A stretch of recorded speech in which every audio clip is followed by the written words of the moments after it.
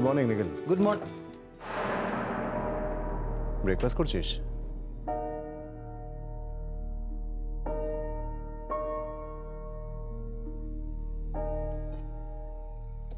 তোর মুখ থেকে এখনো গুড শব্দটা বেরোচ্ছে? Good, very. তা আজকে তুই হঠাৎ এখানে খাবার টেবিলে কাউকে খুঁজতে? নিখিল, কাউকে খুঁজতে কেন? কি বলছিস? না, সে আমি জানি না, কেন আমি জানি না। আমার মনে হলো, কারণ আজকাল তো তুই আর আমাদের সঙ্গে এখানে এসে বসে খাস না, তাই মনে হলো হয়তো কাউকে খুঁজতে এসেছিস, কিংবা হয়তো কারোর মন হালকা করতে এসেছিস, কিংবা এটাও হতে পারে হয়তো তুই কাউকে এতটা কষ্ট দিয়েছিস সেই কারণে কম্পেনসেট করতে তুই এখানে এসেছিস। নিখিল প্লিজ, প্লিজ নিখিল, আমার এইগুলো কথা শুনতে এখন ভাল লাগছে না। আমাদেরও ভালো লাগছে না বর্তা ভাই, আমাদের কারুর ভালো লাগছে না।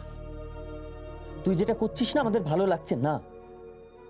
দিয়ার মতো একটা মেয়ের সঙ্গে তুই এরকম করছিস, এরকম কষ্ট দিচ্ছিস, আমি ভাবতে পারছি না।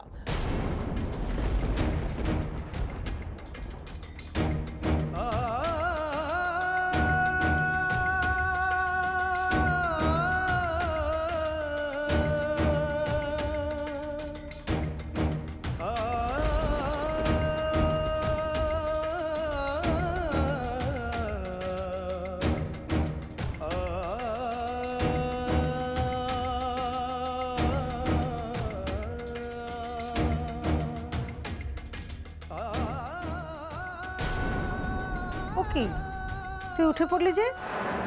বস, জল খাবার খাবি তো নাকি? বস। আর দিয়া, তুমি দাঁড়িয়ে রইলে কেন? এসো বসো। ও বাবা, দাঁড়াও দাঁড়াও দাঁড়াও, এটা কাকে দেখছি?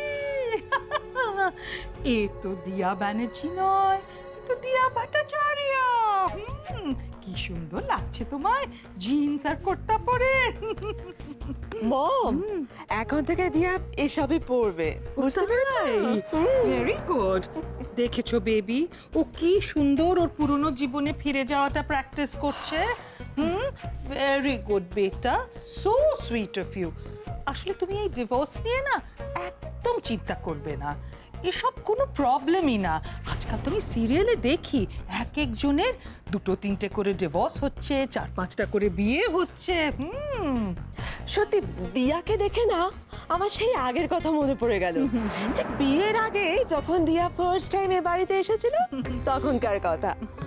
দিয়াকে না ঠিক সেরকমই লাগছে। So sweet. দিয়া, সত্যি তোমাকে দেখতে খুব ভালো লাগছে। সে তুমি শাড়ি পরো আর কুর্তি, জিন্স যাই পরো না কেন, খুব সুন্দর দেখাচ্ছে তোমাকে। আর আমার